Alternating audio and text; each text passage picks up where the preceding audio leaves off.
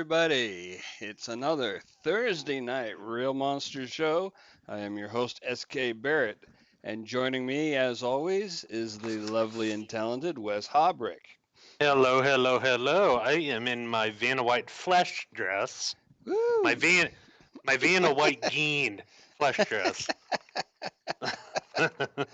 Made out of an actual Vanna White. Exactly. I look That seems amazing. it's an appropriate attire for the show, I have to say. Absolutely. Yeah. It really is. Well, we have a very interesting show tonight. One that I will guess, I'm going to hazard a guess, as the saying is, that most people know very little about, including me. Yeah, it's astounding. I really didn't realize how much I didn't know until doing the research. So, Yeah, I definitely mean, in that I boat knew too. about the key event, but really not a whole lot beyond that. And I Y- can't wait to dig into Yeah. this. Yeah, I think it's going to be one of the most interesting cults we're going to talk about. So, Yeah, in a number of different aspects. hmm But first, this week in crime history. dun dun dun. July 18th, the year 2000. Police confirm the body found in England is missing 8-year-old Sarah Payne, murdered by pedophile Roy Weeding, missing 16 days. Hmm. Uh, July 19th, 1879. Doc Holliday kills for the first time. That He they goes know of. yeah, and he goes west at this year to clear up his tuberculosis to get better air, as it were. Right. He starts a saloon where he's at, and when he's in there, an army scout threatens one of his working girls, and Doc shoots him dead with just one shot. So, I'll be your Huckleberry. I'm your Huckleberry. My favorite part of that is in vino veritas. Yeah. So, Yeah. in in wine truth for people who don't know, but yeah, another interesting thing about Doc Holliday, What's he that? actually had the same disease that I have, essential tremor. Oh, So his really? hands shook when they were at activity. Yeah. And yet he Um, was a dead shot. oh yeah, and he was a dentist too. Yeah. How would you like that? Seriously. But yeah, he had that. I remember when I was out in Arizona, we went to a ghost town that they had up there, and it had one of his jackets preserved in it. It's pretty Interesting. cool. Yeah, but July 20th, 1985, only one survivor after four attacked by the Night Stalker, Richard Ramirez. One survivor. Yeah, We're going to talk about that dude in a couple of weeks, I do believe. absolutely. He is an interesting one. What sticks out most to me though with Richard Ramirez, there was one report that his breath was so bad it would knock a guy over. Seriously, that was Oh, the verbiage they used. I worked with that guy. Well, there you go. But July 21, 1924, Leopold and Loeb plead guilty to the so called perfect crime of kidnapping and killing a 14-year-old boy in Chicago. Very interesting story there as well, with Clarence Darrow as their defense attorney, the great civil rights activist and agnostic, who was Hmm. also very much a philosopher. And he's actually a hero of mine, but we'll get to him if we do a show on him. Yeah. Uh, July 22nd, 1934, the first Public Enemy #1, John Dillinger, is shot dead while exiting Chicago's Biograph Theater. Ah, Shot, by the shot 6 times in the by the back. feds? Yes. Yep. They ambushed him, shot him 6 times in the back. Yeah. Way to go, Gee. brave federal agents shooting a guy in the back. But you know what? Well, That's kind of the police philosophy is they don't want a fair fight. And for good reasons. yeah, I mean, this is true. got to preserve their safety. Yeah. But he's also, Dillinger is a huge part of that mob culture of Chicago. You haven't been there, it's kind of interesting. You want to go once and then not go back, but my Yeah. opinion is biased, most definitely, being in Illinois The myself. we are still to this day suffering under the unintended consequences of prohibition. Oh, yeah, in so many ways. Just looking at the drug war is a big one, and Yeah. everything from that. People still have that Organized crime, mindset. all Yeah, kinds of consequences. exactly. And If it it's wasn't, amazing that more people don't get that. if it wasn't for prohibition, there'd have been no Dillinger. There would have been no Capone, Capone. Uh, exactly. If it weren't for meddling fucking Protestants who should mind their own damn business, there wouldn't have been prohibition either. right. So, but July 23rd, 1942, Britain's most famous female serial killer, Myra Hindley, is born. She is Oh, half of the Moors murders duo with Ian yes. Brady. Yes, Manchester. Yep, Yep. Yep. killed five. One of the very rare serial killer couples. Yep, Interestingly, Northern England had two. them and Fred and Rose West. Yeah. Interesting. Why And that fairly is. contemporaneous to each other too. Yeah, definitely close. But July 24th, 1909, middle class murderer John Haig, Haigh, is born in Stamford, UK. Raised to strict Plymouth Brethren, they had a very, very strict prohibition against religious symbols because of the second commandment, thou shalt make no graven image.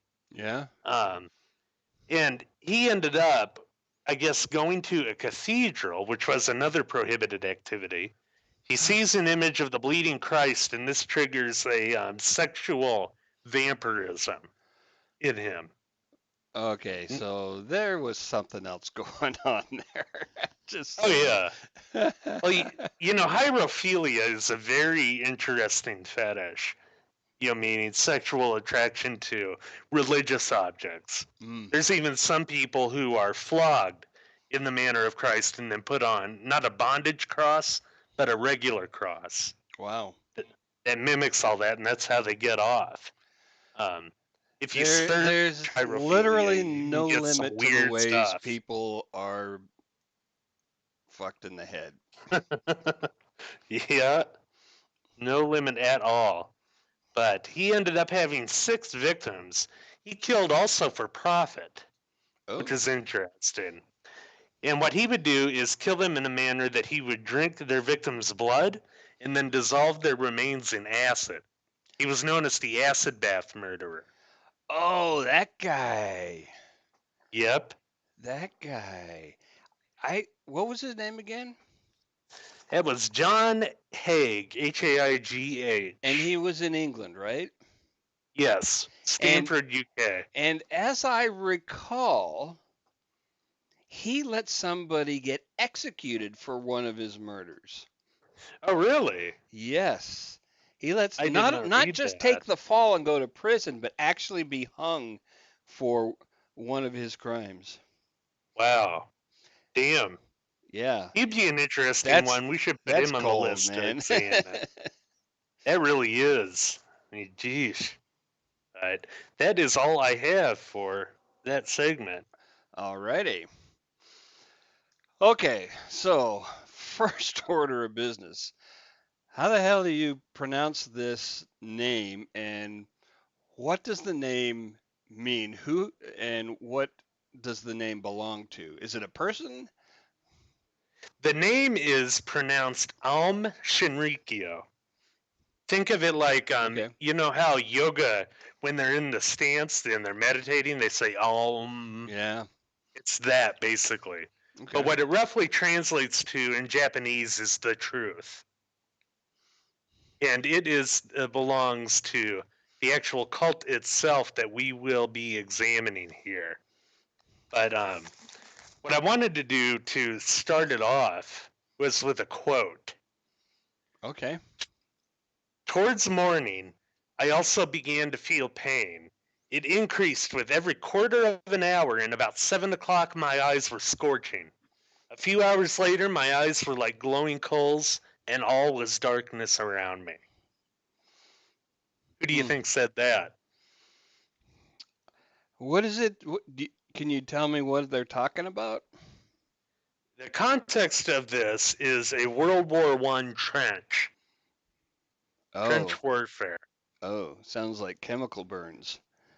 Towards morning, I also began to feel pain. It increased with every quarter of an hour, and about 7 o'clock, my eyes were scorching. A few hours later, my eyes were like glowing coals, and all was darkness around me. That is Adolf Hitler, written in Mein Kampf. Interesting. So he got stung at least by some mustard gas then. Exactly. He did, and that we will be looking at a gas today. And this gas, sarin gas, was so potent that even Hitler refused to use it in the Second World War.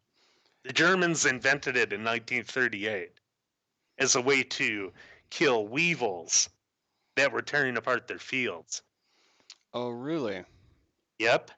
But then when they realized how potent this was, they basically go to the Fuhrer and say, hey, we should be using this out in the field.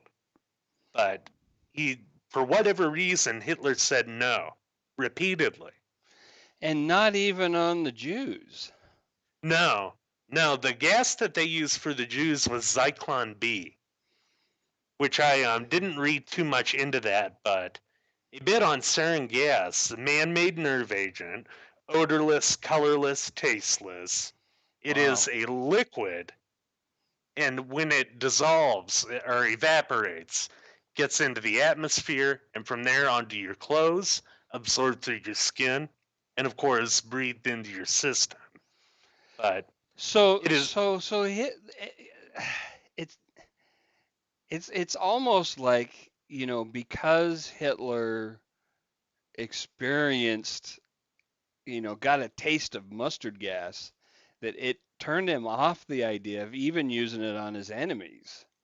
yeah, that's what a lot of people have speculated, which is interesting because it shows some empathy there, I would think. Something like empathy is like you don't think of Hitler as having limits to his cruelty, Oh, not um, at all. You but think of him as the pure archetypal psychopath. which he totally is. But in Yeah, in this one case, um, he said no, which is yeah. fascinating. People still are speculating as to why, which is just, yeah, Yeah. it's fascinating, really. But um, yeah, a bit more on sarin, true form liquid, also known as GB. Sarin is actually an acronym of the different scientists' names who developed it. Oh, It is, no kidding. yeah, it's similar to organophosphate insecticides. But let's see. German scientist Gerhard Schrader developed it as a cheaper way to kill those weevils. And he did this initially by mixing phosphorus and cyanide, Hmm. which was a very crude mixture and they had to refine it. But yeah, the Nazis were actually sitting on about 12,000 tons of sarin. And how much is a lethal dose for a human? A, a lethal dose, if it is refined enough, Yeah. is a single drop. And they had 12,000 tons? Yeah, What seriously. did they do with it? They overkill. No, I I mean would. after the war, what happened to it? Oh, good question. Yeah, I'm not totally sure on that. I mean, I you did don't just not look flush it down the into toilet, it. Well, this is true, but yeah, the main way we mentioned that it's a nerve agent. right? What sarin does to the body, the way it kills primarily is through convulsions. Oh, Um, Jesus. Immediate signs and symptoms of sarin exposure. This is from the CDC's website on terrorism. Yeah. People may not know they were exposed because it has no odor. If they're exposed to a low or moderate dose by breathing the contaminated air, eating contaminated food, or drinking contaminated water, or touching contaminated surfaces, they may experience all or some of these: runny nose, watery eyes, pinpoint pupils, eye pain, blurred vision, drooling, excessive sweating, cough, chest tightness, rapid breathing, diarrhea, nausea, vomiting, and or abdominal pain, increased urination, confusion, drowsiness, weakness, headache, slower fast heart rate, lower high blood pressure. Well, Even a small drop on the skin can cause sweating and muscle twitching. Jesus. Yeah, The problem with that is that's a very long list of symptoms that are pretty non-specific. yeah, exactly. And that was part of the problem with the main attack that we're going to be looking at now. Fast forward to March 20th, 1995. Sarin gas is released on the Tokyo subway. This is actually the Yeah. first use of sarin as a weapon of mass destruction. 12 ended up dying, and one ended up dying later from the injuries. But 1995 yes, about 7:46 to 8:46 a.m. that morning is where you during look at the during peak events. commuter hours. Yes, yes, when people are all going to work. He had 5 different men took sarin wrapped up in plastic and newspaper, and they took umbrellas with sharpened tips, and the plan was to discreetly drop them on the subway Yeah. and puncture them with the umbrella and walk out before it can evaporate. Um, So on the train or on the platform? on a few of them did it on the train, and a few did it on the platform. Okay. Their goal was to spread it out to get maximum damage. Let's see, Tokyo at the time was the world's largest metropolis. They figured they could get thousands of people with the amount that they had. Um, and each So of them actually also carried a syringe with the sarin antidote in it. oh, so Yeah, which came in handy later because one of the guys exposed himself during all this. I'm Um, surprised it was just one. And why didn't they yeah, just why didn't they just shoot that up beforehand anyway? yeah, that's a good question. I'm not sure If why they I'm wouldn't going do in to that. drop some poisonous gas and there's an antidote, I'm fucking taking that beforehand. Yeah, definitely. But yeah, and it's just amazing this whole thing. And it ended up with this attack. You had 54 who were severely injured, 980 moderately affected, and over 5,000 were seeking medical attention. Jesus. Yeah, But even with those numbers, the number of fatalities is shockingly low for something so potent. it really is. And the reason for that was they didn't refine it correctly. Oh. Yep. And then you had a I few want to where they bring also didn't I want to puncture bring it. call back to that point later when we're talking about Australia. Absolutely. Absolutely. Yep. Yeah, the non existent country of Australia comes into this. So Yes. the country that looks like Scooby Doo, another conspiracy. It really But does. another thing that was really interesting here was the social pedigree, if you will, of the 5 who were carrying the sarin onto the train. One, and forgive me, I didn't write down any of the Japanese names of these people because they're really not important. Really, the only important one here is going to be the cult leader. And we'll get to Okay. him after we describe. You had one who was 31 and a graduate in applied physics. Another, 37, his degree was in artificial intelligence. Another one with the master's degree. This guy, the artificial intelligence guy, Yeah. was carrying 30 sarin packages when all the Three. others had only 2. Okay. Yep. He did it to, quote, prove his loyalty. Another one, age 30, was holder of a postgraduate degree in physics. And another one, this got me just totally, I didn't see this coming. Another one, 48, oldest of the cult's chemical brigade, as they were called. He wore a surgical mask when he got on. And we'll get back to that in just a second. But he was a leading cardiologist in Tokyo. Wow. Okay, He, hold on. yeah, Hold on now. Not only was this top cardiologist a cult member, but he was uh, essentially on a suicide mission. yeah.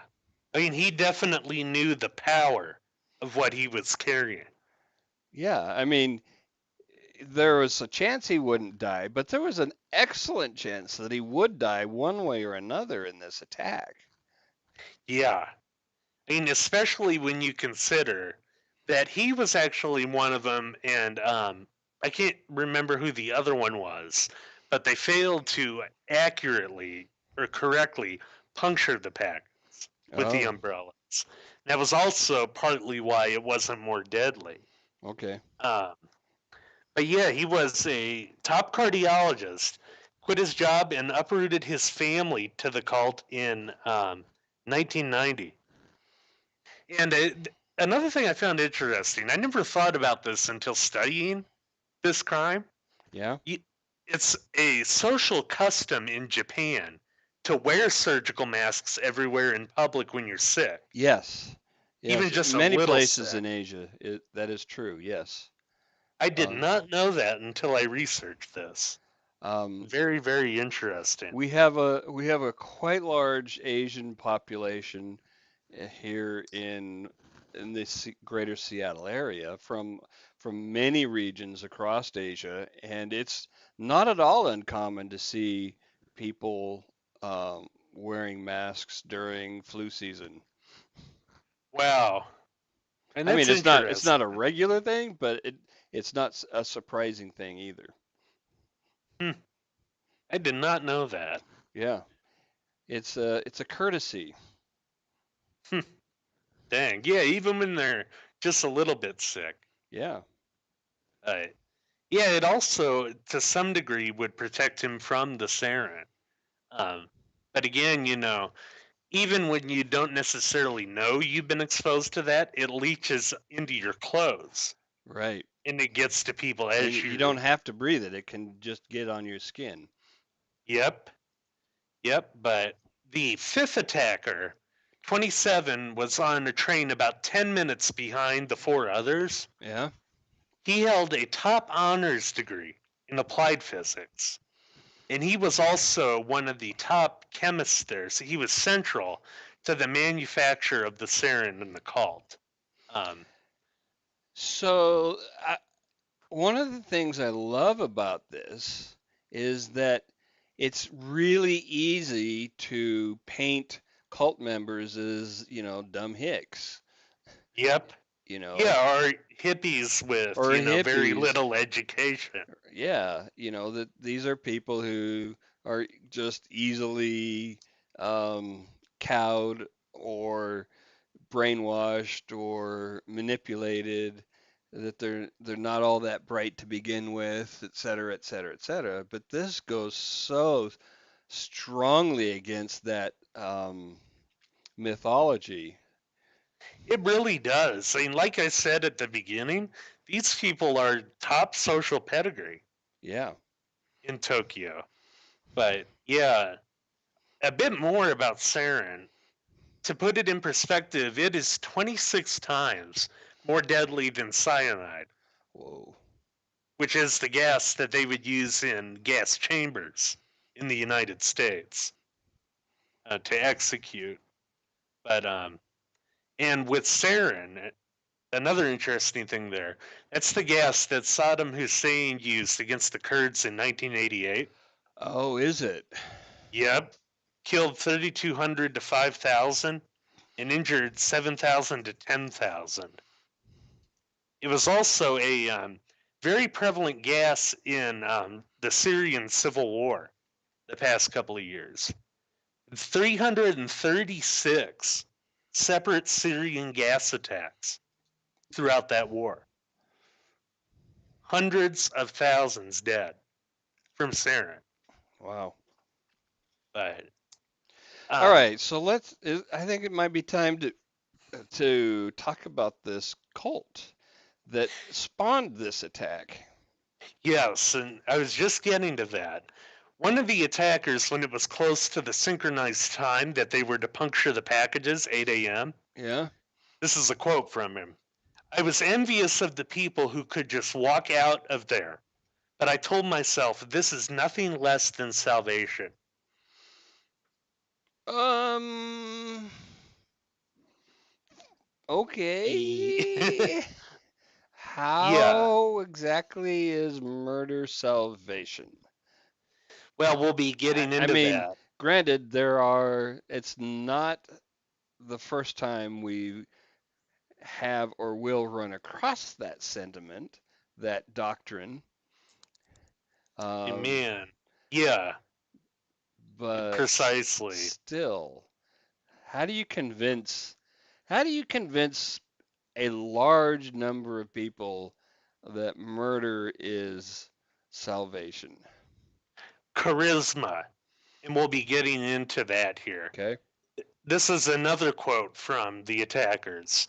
The teachings tell us that human feelings are the result of seeing things in the wrong way. We must overcome our human feelings, which is very interesting because there is a little bit of truth to that, I think. Um, Buddha said attachment is the source of all suffering, for example. He did. Um, there is um, there is a yeah, I think and this is one of the great tools of the charismatic is to find a grain of truth and then warp it to your suit your purposes. Yep. Warp it and exploit it. Definitely. But these teachings are from a man who claimed, mind you, to be a quote manifestation of Shiva, the Hindu god of destruction and rebirth. Really? His holy name, was Shoko Asahara, a half-blind Christ-like figure. Um, and a bit about him, I just have to Yes, find my please. page in this legal pad. It's kind of out of order. He was born Chizuo Matsumoto. I apologize if I'm butchering those Japanese names. That's why I was Yeah, trying to we limit we do them, the as I best we said. can. We do the best we can. we try. He was born in the Kumamoto Prefecture in 1955, one of 9 children in a poor family. His father was a part-time traditional weaver, which Whoa. brought in barely enough money for one man, let alone a whole family. And he had But 9 kids? 9 kids, yep. Yikes. But Chizuo Matsumoto was born with severely limited vision in his left eye, and he had vision problems with the right eye. Wow. So he's, functionally blind, essentially. And he was sent later on to the prefectural school for the blind at age 6. Okay. Yeah. And from there, he graduated in 1975, failed the entrance exams for medical school and law school. So what's he do? I'm really kind of glad you don't really want a vision impaired doctor. I'm sorry. Maybe they exist, but there's too much visual information that a doctor needs. This is true.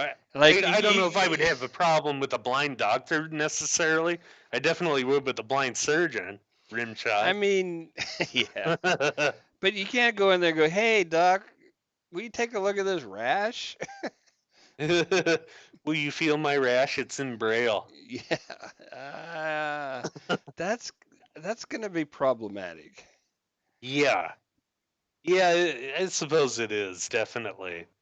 But yeah, he failed those entrance exams. So what's he do? This is another thing that I think will get you based upon that blind doctor line of conversation. Yeah. He becomes an acupuncturist. Ooh, well, I'm actually less concerned about that. In Well, fact, have you ever had eh, acupuncture? no, I would not let somebody stick needles in me I like I, I that. actually did once or twice, and I didn't feel it at all. So Really? yeah, really did not feel any stabbing pain at all. Well, with me, it's not that I'm worried about that necessarily, but I do have a phobia of needles. It's very hard for me to do a blood test or to Oh, get a shot. So I yeah. had a very good friend who was a heroin addict, and he Ah. showed me his holes one day. That's what gave me the phobia there. Yeah, he Oh, ultimately ended up taking 2 barrels of a shotgun to his head yikes. around 2010. But Heroin is an awful, awful thing. it is. I have him immortalized on a tattoo on my left arm, Andy. But yeah, so he opens that acupuncture practice. He moves to the Shiba prefecture, just south of Tokyo, and sets it up where he is also, and no real surprise here, hawking fake alternative meds. Yeah, see, there's a lot of people put a huge amount of faith into um, traditional Asian medicines and practices. Um, mm, Well, my I mean, my personal opinion is if I have to believe in it, it's not a good thing. yeah, I agree with you. I mean, the placebo effect is a Well, wonderful thing. that is actually, and that's the only saving grace at all, is that the placebo effect is actually a very, very real thing, and it's okay to you know just go ahead and acknowledge that that's a thing. And if you have a strong uh, propensity towards that, then by God, Hmm? that's awesome. There was a guy back in the 70s. He actually wanted to start a line of products, and he wanted to label them as placebos for various ailments, and they would just be sugar pills, but actually label as a placebo for headaches or placebo for sleeplessness or whatever, and the FDA wouldn't let him do it. I can't say I blame the FDA with that. Wouldn't it kind of defeat the purpose if you No, had to his label claim, it his placebo? claim, his claim was that it didn't matter. That the See, placebo effect for some people is so strong you can even tell them it's a placebo and it won't matter. huh, I had always thought that was the opposite, that it kills it if they know, but maybe not. At any rate, with Shoko, in 1978, he marries and he settles down, and he has a relatively dull life for a little while. But in 1982, he is convicted for Uh-oh. hawking these bullshit medicines. Oh. And S- I have to say, I'm not usually in favor of laws that do that sort of thing, but a law against alternative medicine that you know is bullshit isn't necessarily a bad idea, It, in my it opinion. depends on the claims you make, in my opinion. Yeah, that's true. I mean, the claims are what ultimately quantifies the bullshit Right. and qualifies it indefinitely. And whether or not it's actually harmful for you as opposed to helpful. Oh, exactly. Most definitely. So Depends on what the he science got says. in hot water with the law then over selling this shit. He did, and the interesting thing is, as we go through this, how the law just does not seem to touch these guys. But we'll get to that as to why. Around this time in Japan, the country was becoming a economic powerhouse, becoming very capitalist, very decadent, for lack of a better word. It was kind of like the 1920s in the United States. Oh, Japan was economically was in the 80s was insane. Yep. It was I don't know if we have maybe the 20s, but most people here don't really have a memory of that. I guess the closest thing anybody listening to this might relate to would be the dot-com bubble of the late 90s, early Yeah. 2000s. Yeah, that might be a little bit better. Something that people can understand a bit more, but at any rate, the effects of it bred essentially a whole generation that's disaffected with consumerism, you know? Yeah. And it doesn't really help with that at the same time you had the new age stuff coming on the scene Oh, yeah. Oh, worldwide. by the way, at the time also Tokyo had the most expensive real estate in the world. There was a Wow. there was an article of I think it was in Forbes, I think, Oh yeah. where they said that a piece of real estate that could be covered by spreading open the magazine and laying it on the sidewalk in Mhm. Tokyo, that was worth $1 million. Damn. Wow. It's freaking amazing. I don't even think that's true in the United States. No. And Dang. there was a lot of fear throughout the world that Japan was gonna economically take over the world. Um, a- and Wow. you got a lot of Hollywood movies along those themes. If you go back, you have stuff like Black Rain and uh, I can't even remember all of them, but there was a bunch of them about you know the economic powerhouse that Japan had become in the 80s. Wow. Yeah, definitely. But in the midst of all this, you had quite a few religions, new religions, competing for people's attention in Japan.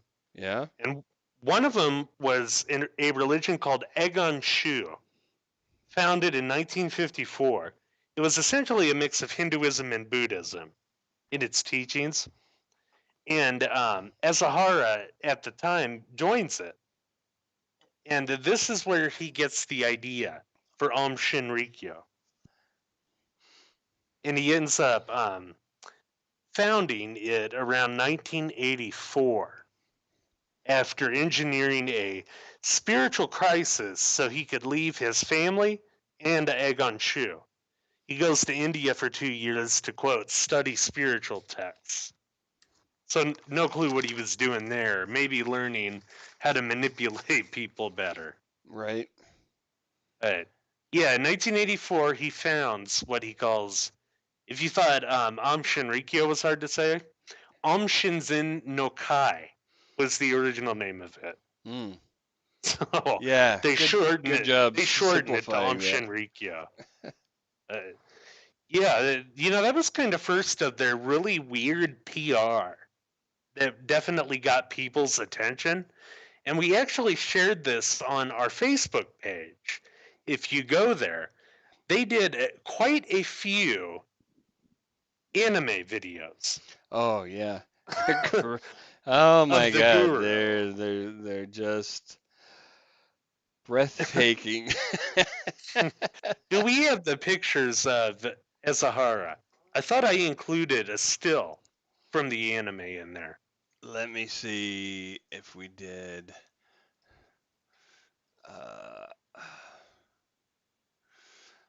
Uh, which one would that be? The him with his head above the mountain? I don't see one that's all anime. There's not one that looks like he's a cartoon in there. Uh-uh. Oh crap! Well, I am sorry, people. I thought we put that in there. Yeah, definitely go to our Facebook page for that because we shared it earlier today as a video. I will put that in the chat. Facebook.com/Real.Monsters Pod, I believe it I've is. been so wrapped up in our conversation that I forgot to start one of the slideshows. That's all right. And if we could go ahead and do that now, but Yeah. yeah, so he founds this new religion, this Shinrikyo, and essentially what it is was sort of a hodgepodge of esoteric Buddhism, Nostradamus, apocalyptic Christianity, and alternative science like what do they call it, parapsychology and things like that. Okay. And in a lot of ways, it was like Scientology. When they Uh, got members in there, they would collect information on them to be used later, but they would also subject them to extreme pain. The rituals were just, oh my God. They ran the gamut from tame to holy fuck, what are you doing? uh, Basically. torture, Um, basically. yeah, they would plunge the followers into boiling water, was a big What? one. That's been known to be bad for you. They actually had one death from it. Only one. Yeah, only one with this. And by about this time, I don't know how the hell he did it. It had to be his charisma. They gained about 17,000 followers. And this would ultimately go up Over what by kind of? 19 How long um did it take him to get to 17,000? it was about 5 years. Jesus 1984 to Christ, that's 1989. okay. That's impressive. I have to say that to Jones never got close to those numbers. No, nowhere close. And it would get even higher. In 1995 it was 40,000 followers across the world. What? Yep, 40,000 of these people who believe in this guru. They believed that he could levitate and that he could read minds was the two big things. And as you can see with the picture of the Dalai Lama there, Yeah. they had kind of a dual persona, the way a lot of cults do. Like Jim Jones, for instance. Right. They would project peace and love on the outside, and it would be just hell on the inside. In a few other of these rituals, members would be made to drink a mixture of Asahara's blood and dirty bathwater.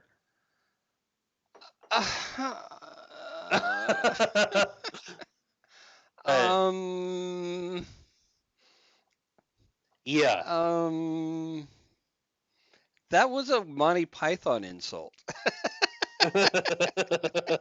But yeah, and even with these rituals, he got up to 40,000 people following him. 40 freaking thousand. And you know how much money that got him controlling? A lot. I'm gonna guess. $1 billion. Bubba Jesus. billion with the B. Yeah. That's a lot. And one big thing that he would say to members, you have to renounce all your wealth and give it to me for safekeeping. That's kind of a standard cult Right. trick. Right. Yeah, exactly. But another thing that he would do. I am spiritually elevated enough where I'm not affected by it. Dirty materialism. Yeah. Yes. Yeah, I don't have any dirty materialism. I'm better than all of you. I I am the no. Messiah. I have no personal emotional attachment to my 40 Rolls Royces and my Gulfstream. Well, Uh, that's interesting. We're going to be getting into how they spent that 1 billion. But yeah, $1 billion. Another thing All that right, he all would right. do is that I am so fucking in the wrong business. yeah, we should. You and I me, we gotta should get get the into cult. starting a cult. I gotta get the cult thing going. But wow, yeah, 1 billion. By the way, Another there way will be that they no would. suicide pact. Oh Just gonna yeah. make that clear up front. Another way that they would cash flow this was that he would have members. He would literally force them to extort money from family members. And this very much was up to and including kidnapping them and ransoming them. Oh, nice. Yeah, that was one way that they would cash flow it. They also would do the cash flow through making illegal drugs in their plant. And get this, before we get into the gas attacks, they had the capacity and to ultimately make 70 tons of sarin gas. Oh, That sounds like more than what Hitler made. way more. Hitler and the Nazis, like we said, only had 12,000. 70,000 tons of sarin gas is enough to kill the entire population of Tokyo at that time. Jesus. 32.577 million people. Enough to just Wow. wipe them out. Wow. But in that same plant, they were also making mustard gas, VX gas, and botulinum toxin and Whoa. other biological warfare. They even sent If a they had couple. just waited until Botox became a thing, they could have had another billion going. Oh yeah, yeah, they were making all that stuff. And Asahara actually even had a couple of the cultists go to Zaire and collect Ebola to bring back. Oh, man. That's right out of a Tom Clancy novel. Oh yeah, yeah, and they were doing all this under the Japanese government, who basically did nothing at the time. And the big reason for that was that Bribes. the cultists had infiltrated the government. Yeah. They Yeah. had people at high places all over that would hide evidence and do a bunch of stuff, which we'll be getting into. But oh yeah, and finally getting into Australia there. They Yeah. bought a ranch in Australia that Okay. was Big next deal. to yeah, definitely. I'm sure there's a lot of that out there in the bush and that imaginary Scooby Doo country. Because it does look like Scooby Doo on a map. It does. Well, there was a Hindu cult that bought a ranch in eastern Oregon, southeastern Oregon. Big deal. You buy a ranch. Your people go there and camp out, right? Yep, people can watch that actually on Netflix. It's Wild Wild Country Yeah. is a show about that called. But yeah, they bought this ranch in Australia, which was next to a uranium mine. Oh, that's a little And, different. and what was the plan with that? The plans were to ultimately make a suitcase nuke and take it into the World Trade Center and blow it up. These guys not so bright. Let me tell you why. It's so much easier just to buy a bomb from the Ruskies. Well, it's They interesting that had you the mentioned the cash. Russians. Oh yeah, they had the people too, and they were actually already in talks with the Russians. They bought Oh. a shitload of weapons from them that they were stockpiling, including plans that were stolen from a Russian contractor to build tanks. They stole them, Oh. just flat out. And they also were able to smuggle in an attack helicopter into Japan. What? Yeah, Like piece by piece, right? no, they flew it in. They flew it in? Yep. How the hell do you fly an attack helicopter into a country without somebody? Oh, because they had their people in Yeah, place. Right. yeah, they had them in place. Right. And, they did absolutely Got to nothing. remember got to remember that step when we do the cult. Yep, absolutely. But a lot of this money was also being laundered through their yoga studios and their computer repair shops, which were owned actually by the group and the Yakuza, the Japanese mafia. Oh. So they get into this too. They were acting as muscle for the group for a lot of things. But Okay. in 1989, had a follower defect. So what do? They kidnap him, they torture him, and the government ultimately, for some reason, started investigating. So the lawyer who was looking at this um, disappeared with his wife and child. They were later found murdered and buried in the forest around Wow. Tokyo. Yeah. So So a three lot of them. like Scientology. Yeah. Oh yeah. They definitely have their share of these things going on, and that's another thing. The absolute scale of all of this is just mind blowing to me. Yeah. So, with that case, when they did start investigating, their people in the Tokyo police destroyed evidence and ultimately just shut that investigation down. Jeez. So, 1990 rolls around. There are 24 members on the ballot in Japan. And Are they what do they? open? Are they openly members? I don't know if it's openly, but people do know. Okay.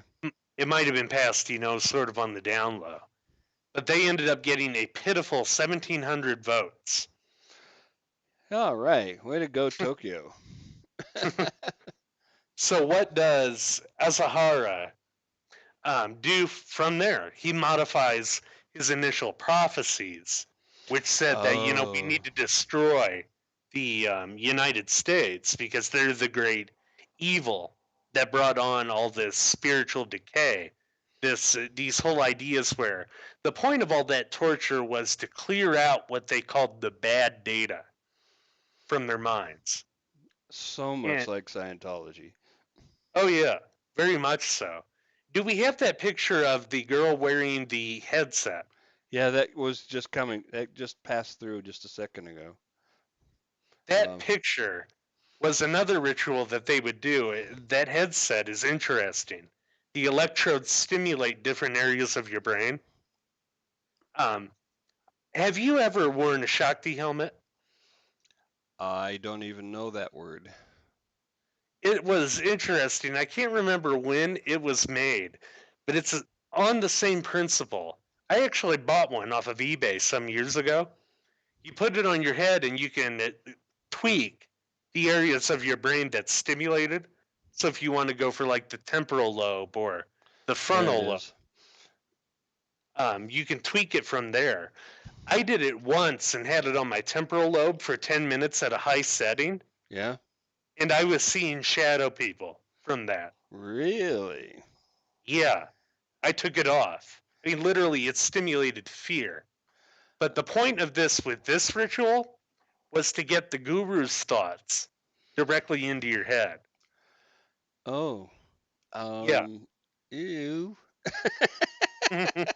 Yeah. The good data replacing the bad data was the whole Mm. idea. So they would So, do that. They would wear it and they would take LSD too. well, Jesus, that's a combination for you. Yeah. A lot of them were force fed it. So there was a prophecy around this election?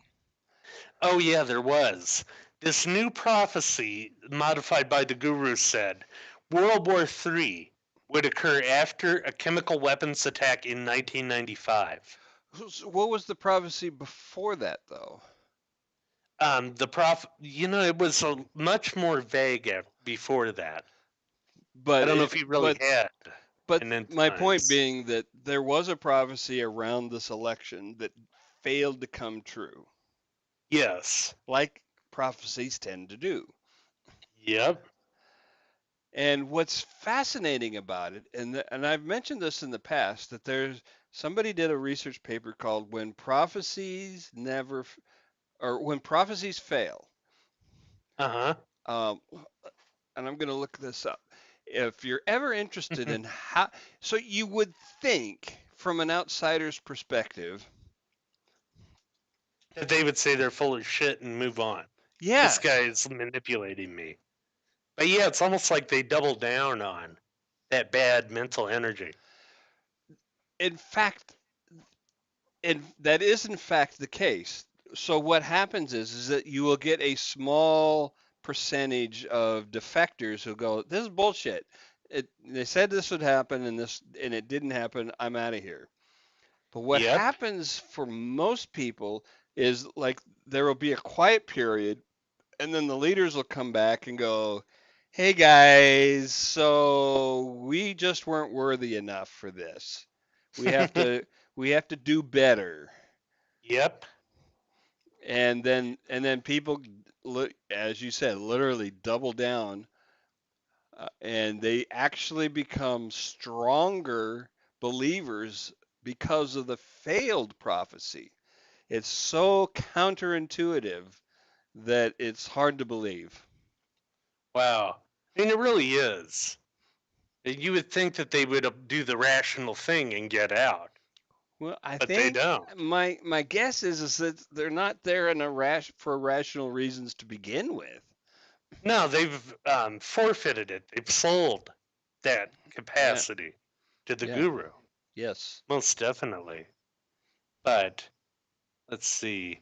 Fast forward to 1994, there was another case against Shinrikyo, and the way that they managed to stop it, they took a van that was retrofitted to spray sarin to the area of Tokyo where the judges lived, who sat on the panel and they were going to deliver a verdict.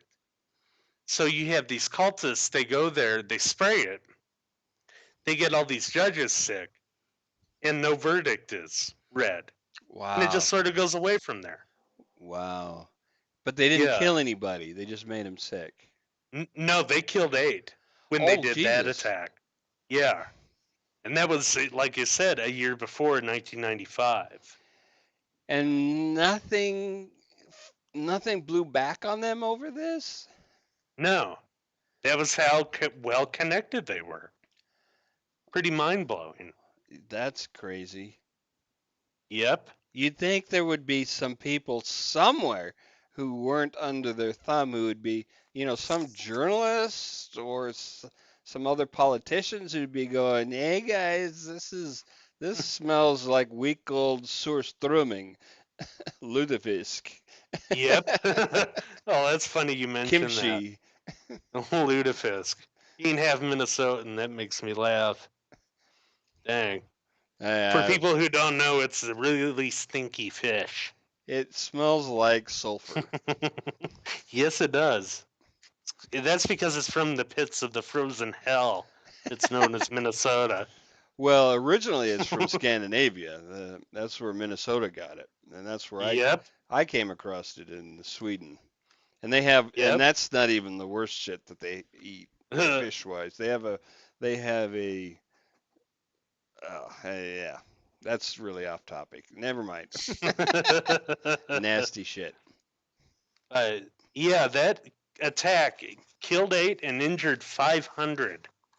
Wow. 500 people. It's just And yet fascinating. nothing happened. Nothing. That is how well connected this group was.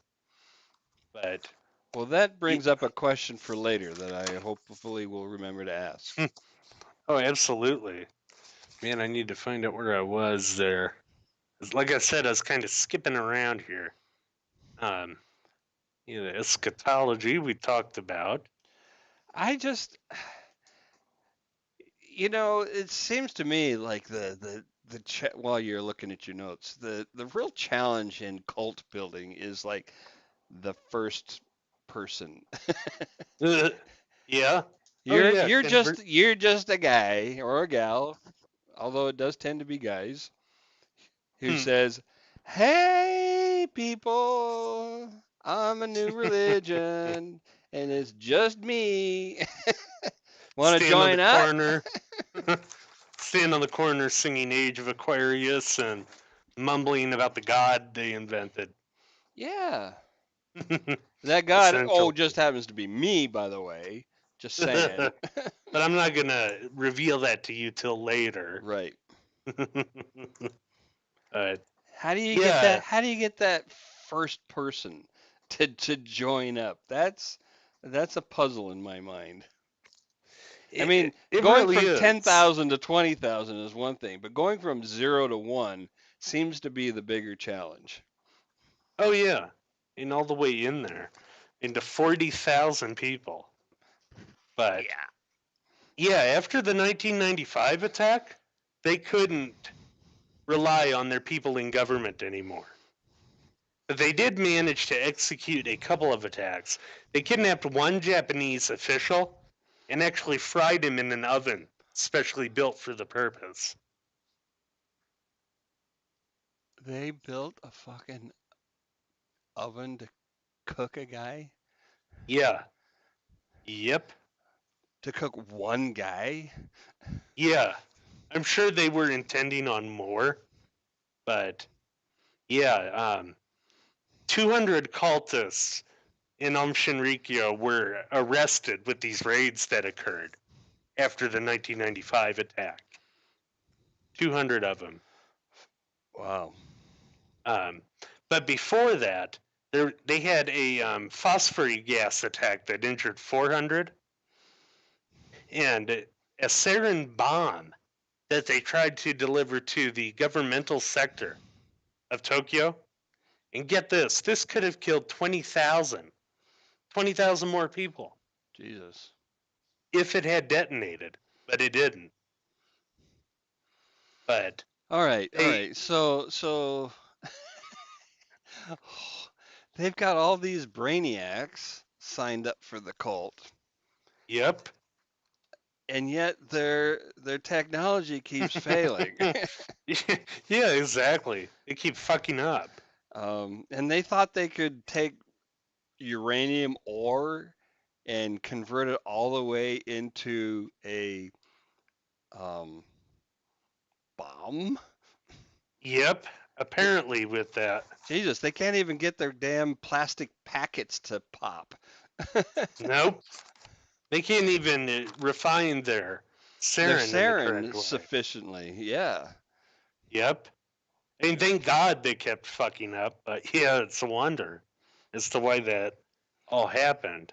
But yeah, in the 1995 attack, 60% of the affected people had permanent eye damage at various levels. Jeez. It's amazing, but yeah, they end up arresting 200 and they end up arresting Asahara as well. And after that, his daughter takes over the group. And she is just absolutely brutal with that. She Wow. was the one that constructed the sarin bomb and the phosphorus gas. Um, it's just amazing.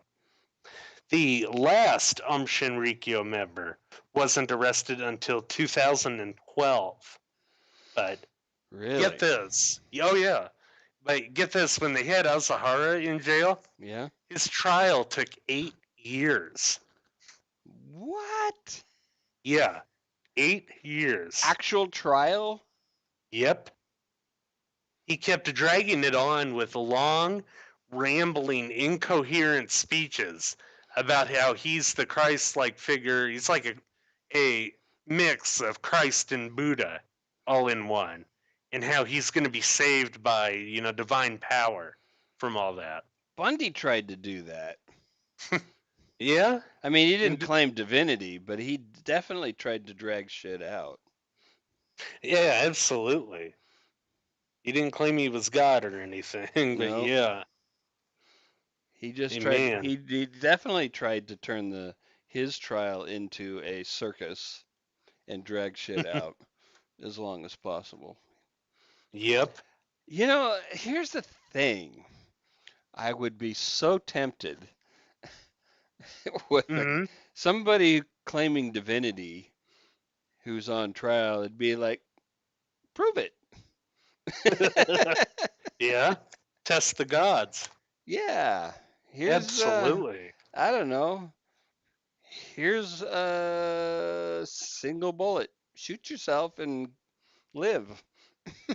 Uh, yeah, give it to him. Seriously. Yeah. You got one bullet and we've got 12 pointed on you if you try to shoot somebody else, but uh let's see you do it, man. Yeah, come down from your cross. Yeah, that kind of But thing. But ultimately, it wasn't until July 6th of last year that Asahara and 6 of his followers were hung. Oh, no kidding. Yep. And really interesting before that, when he started going into incoherency, he went on what was essentially a hunger strike. And he also refused to shit in a toilet. He wanted an adult diaper 24/7. Oh, that's just Yep. gross. And God knows why. Yeah, But why would you want that? yeah, I Baby have it. diapers are bad enough. Yep. But yeah, and they ultimately hung him. And after that, it's interesting. Shinrikyo actually fractured into two different sects, basically. One of them still recognized Azahara as their leader, and the other one just, what's the word for it? Excommunicated him, basically. Hmm. Not unusual for a cult when the original charismatic leader um, dies to have you know, uh, strong division within the remaining leadership Hmm. and fight for control. Yep, and a schism occurs. Yeah. Um, But did survivors sue them? Do you know? I didn't see anything about anything I like don't that. I don't know enough about Japanese law to know that whether or not, that kind of liability is even a possibility. I kind of assume it is, but maybe not. Uh, it, Japanese in law is significantly different than our own. Oh yeah, it definitely is. And another interesting thing about that, with that law point, one thing that they were going to start with those millions of dollars in their weapons program Yeah. was a factory to make AK-47s. And this is in a country that has very restrictive laws on Yeah, firearms, right. by the way. How do you But how do you how do you get a factory up and running producing um that kind of a product without I keep forgetting that they've infiltrated all levels of government. oh yeah, and they have people all over. Yeah. For instance, in 2016 in Montenegro, they deported 58 Russian Shinrikyo cultists just for belonging to the cult. Wow. Yep, they didn't commit any crimes, and Montenegro deported them. And this saga still was not over on January 1, 2019. There was a man who got into a car and tried to run down people in a low-tech terror attack. Where was That this? was that was January 1 in Tokyo. Oh, in Tokyo. Yep. 9 were injured, nobody died in the attack. And when they arrested him, he said it was for the executions of the 6 martyrs and Shoko. Wow. So we might still be seeing these people. And the brutality is just the scale of it, man. Wow. Yeah, yeah, yeah. It's gotta be um I I really am really super curious about the progression of indoctrination to bring someone from, just normal living their lives to, hey, let's go murder people. Oh yeah. And to bring those levels of society in. And a cardiologist, to get him to break his Hippocratic oath and kill Yeah, people. yeah, And it's just amazing. It speaks to Azahara's charisma, because he literally started it all by just a crazy blind guy going to a corner in Tokyo and leafleting people. wow. It's just amazing. I have think. I mean, as cool as it sounds to have your own cult, I got better things to do with my time. Yep, yep, absolutely. And in his core message was this quote: souls attached to materialism or souls attached to carnal pleasures are most definitely going to hell. That's directly from Azahara's mouth. And from one ex believer, I was a believer in Shinrikyo. I believed capitalism was evil and that America was the ultimate devil who started that. Mm. Enslaved the world was the verbiage. So, Yeah, capitalism. People bitch about capitalism, and the main problem that that mm-hmm. people complain about capitalism is the, no, it's not under fucking government control. Shit can happen. Bad shit can happen. People can do bad shit. But you know what? That's the point. Yep. The Yeah, point the so point is to have that kind of freedom and not having the government's stupid ass fingers into every goddamn thing. yeah. And who defines bad shit? The government. Yeah, when you get into that, and that's what makes it problematic, Yeah. especially in socialist or communist countries. Because you never know when some goddamn crazy ass cult leader has people infiltrating the government to make those calls. Oh yeah, absolutely. So leave it free to the citizen. Yeah. Let them have the good sense to decide that this guy's a fucking asshole and I want nothing to do with him. Man, it's these cults, man. It's the things that they're able to do. So what happened to all that money? I wonder. That is a great question. I have no idea. But yeah, the first suspect with the 1995 attack was actually North Korea. Their That makes intent. sense. That Oh actually yeah, makes sense, right? yeah, in that part of the world. They Yeah. were hoping it would have been the United States, which I don't see how that follows considering their actions, that it was the US. They wanted to get the US and Japan at war again, right? Yeah, I mean, basically, but Well, looking at how they that's just actually executed the idiotic. crime. They Oh, just yeah. they just had no understanding of the dynamic between these two countries. No. There is almost no possibility of getting us at war against each other. Oh, yeah. Well, and the other thing, look at how they did the crime. There's nothing within that would have pointed to America or No, American influence. no. So, what the hell? If they wanted to get a war going between the United States and somebody in Asia, the thing to do would have been to make an attack on, say, the U.S. embassy and make it look like North Korea did it. Yeah, or something similar. Something along those Yeah, lines. absolutely. Uh, oh, another quote from Azahara. If I am the Christ, as has been foretold, and the Third World War happens, it will be a great leap forward for all in Shinrikyo, and for myself. Yeah, sorry, dude, you're not leaping anywhere. Yeah, I hope you're rotting in hell. Maybe you can leap there at the fire under you. Man. It's amazing. I, We should next time. Next cult we're gonna do, obviously.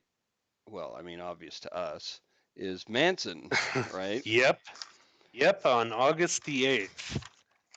Join us for that show. That is the actual 50th anniversary of the Tate murders, Yeah. August 8th through 9th.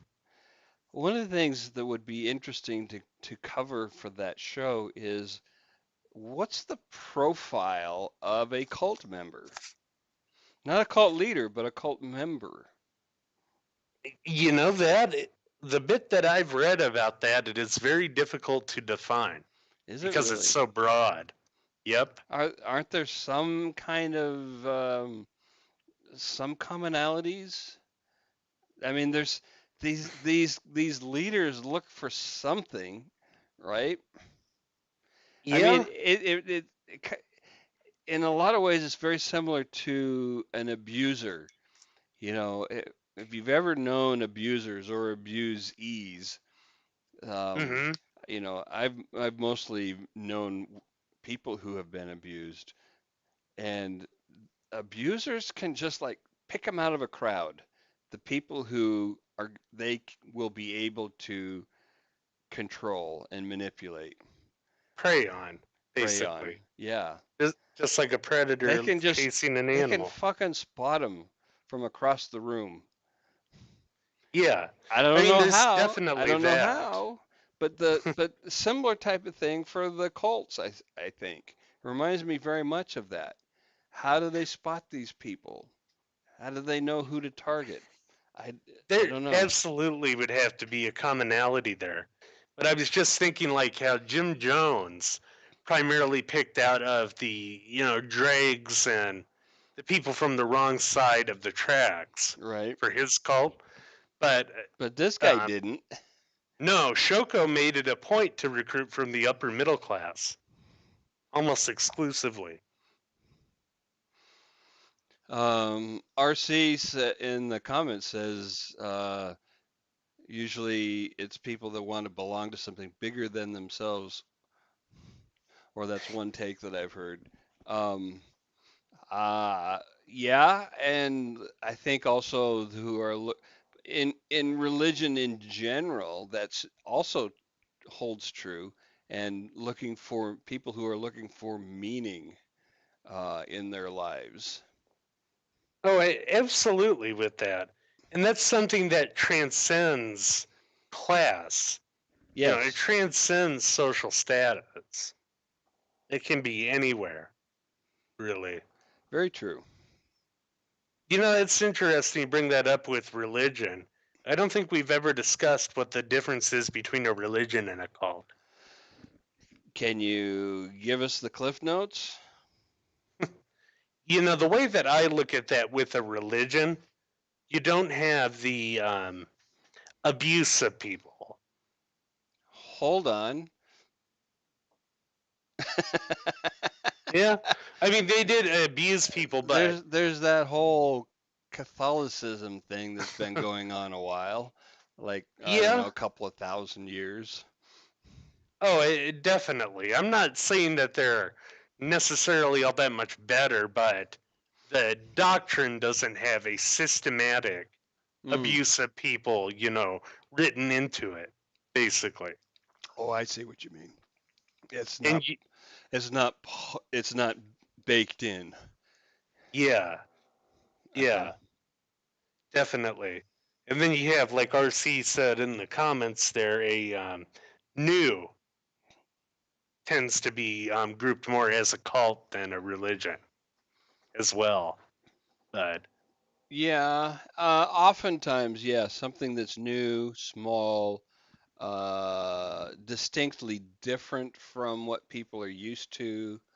Um, hmm I think I agree that a lot of times cults have abuse built into them.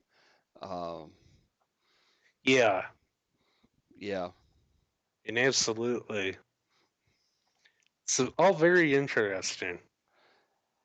And then yeah, you yeah. also have the factor of it all being concentrated into one spiritual head. It's interesting Yes. again with Catholicism and the Pope, Right, but right. Well, they have the benefit of billions of members and history.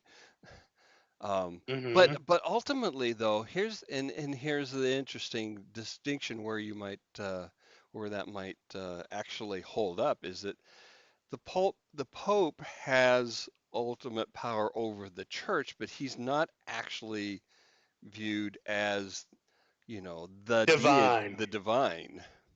Yeah.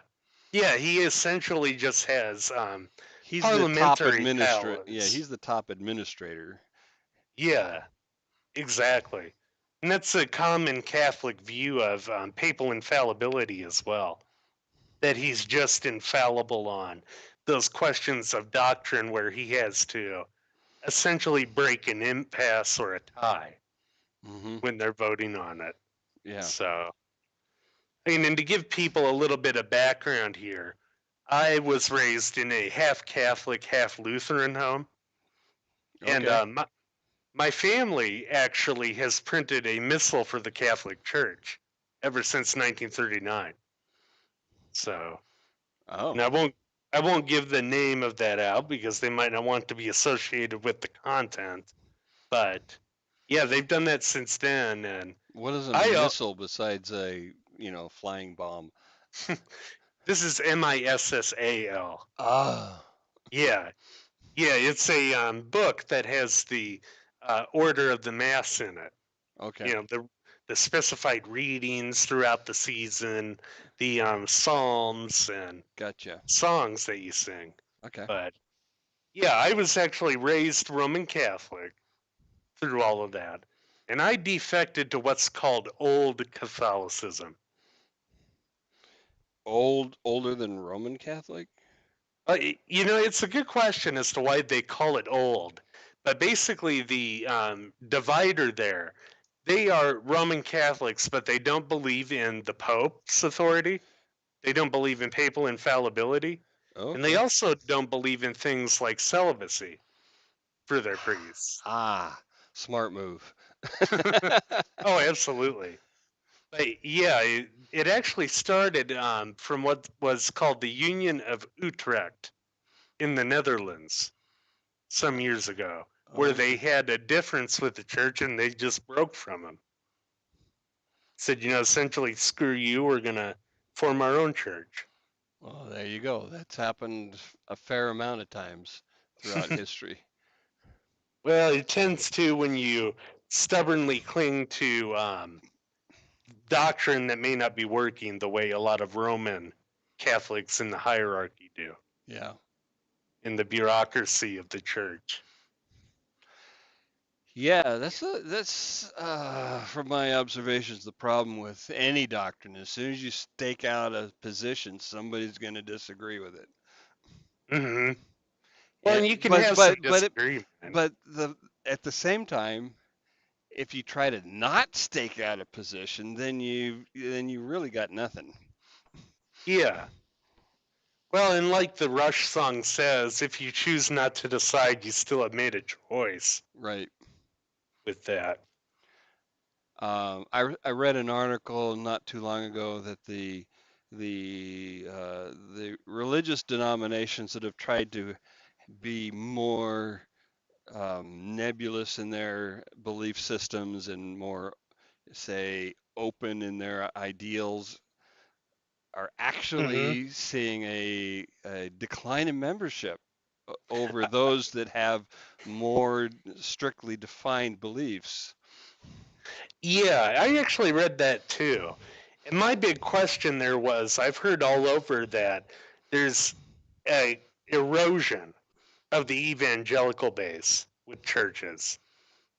And they're actually losing a lot of the younger members, but we're not quite seeing it yet.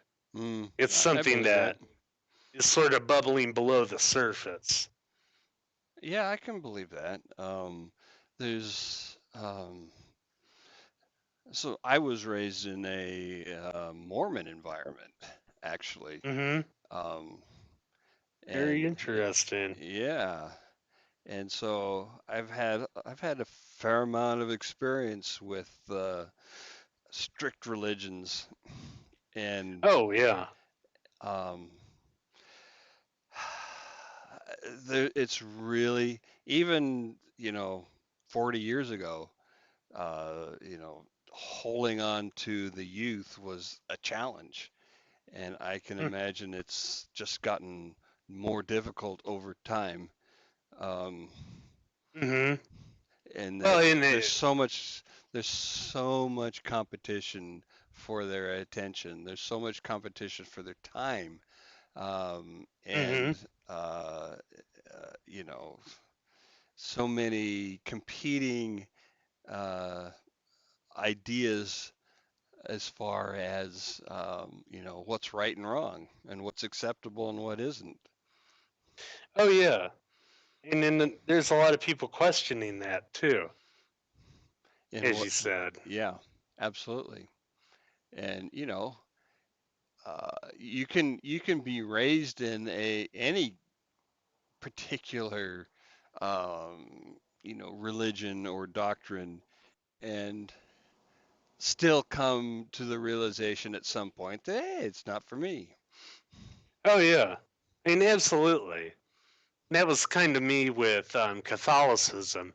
Although religiously, I was in a very liberal environment, because the Lutheran part of that is actually ELCA, Evangelical Lutheran Church of America, Okay. and they tend to be pretty moderate in their thinking on doctrine. Not like the Missouri Synod Lutherans, for instance, who still segregate men and women in the church Oh, when they really? have service. No Yeah, and they kidding. also don't let the women participate in it, as in do a reading or be a Eucharistic minister. Wow. But, it's also interesting with that because you don't see that erosion at all. And it's so easy to think the opposite, especially when you have people like Mike Pence in the White House. Yeah. It's easy to think that evangelicals are at the height of their power, I, essentially. yeah, I wouldn't think so. I think that their peak passed in the 80s actually. Yeah, that very well could be. You mean with Reagan when they Yeah. started all that? Yeah. It could be. But we're only now starting to see it trickle out. Well, I think oddly enough, I think the liberal media it plays it up bigger than it is. Kind of like they did with the Soviets, right? That Yeah, the New York Times thought the Soviets were this big badass military juggernaut, and when the wall came down, we found out that that was just a lot of bullshit and yeah. rusted out ships and tanks that hadn't been maintained in decades. Mm-hmm.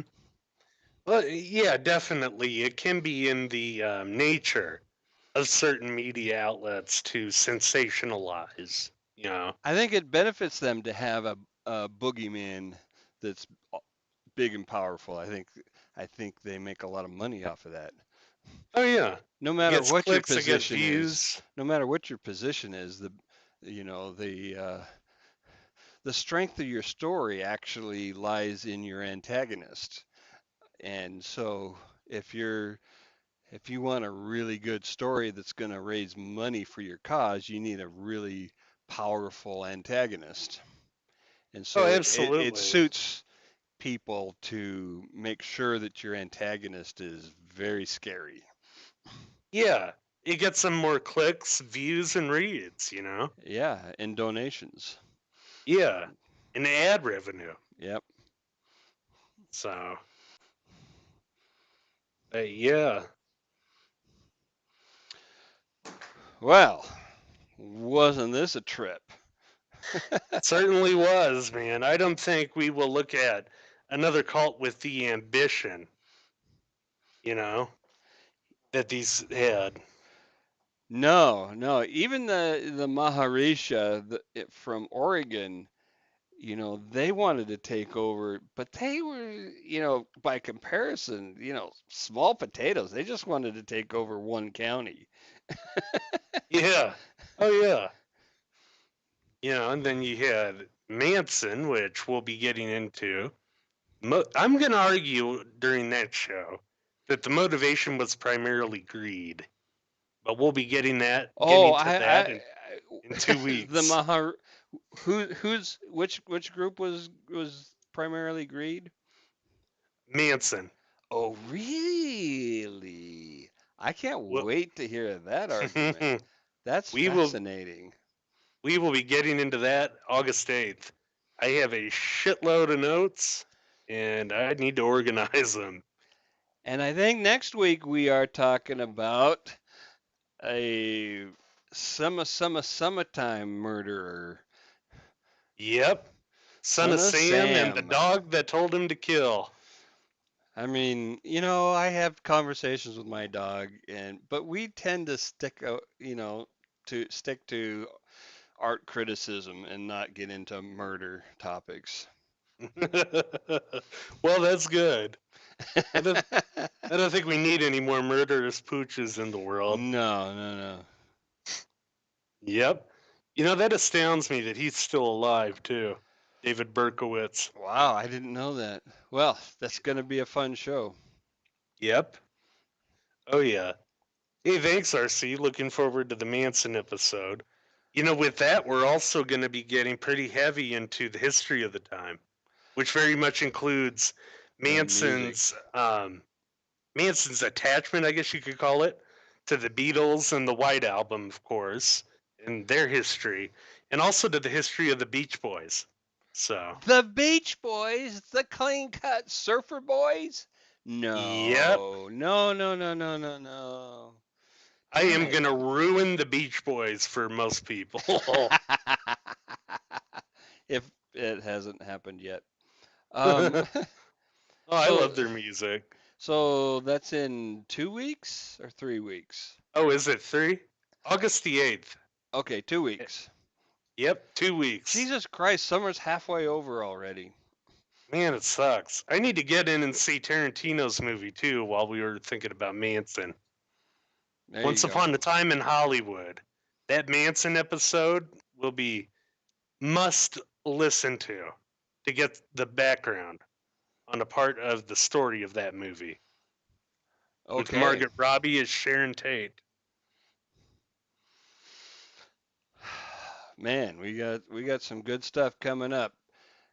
If And you hit like, share the links to the show, and get your friends to watch and get your enemies to watch more. oh, exactly. And head over to our Facebook page where we post a lot of the sources that we use for our research and funny shit as I find it. I try Yeah, to, yeah, and just a bunch of relevant stuff that'll hopefully darken your day a little bit with the depravity that we study. absolutely. Oh But in a good way. yeah, you can't appreciate the good without knowing the evil, right? That's right.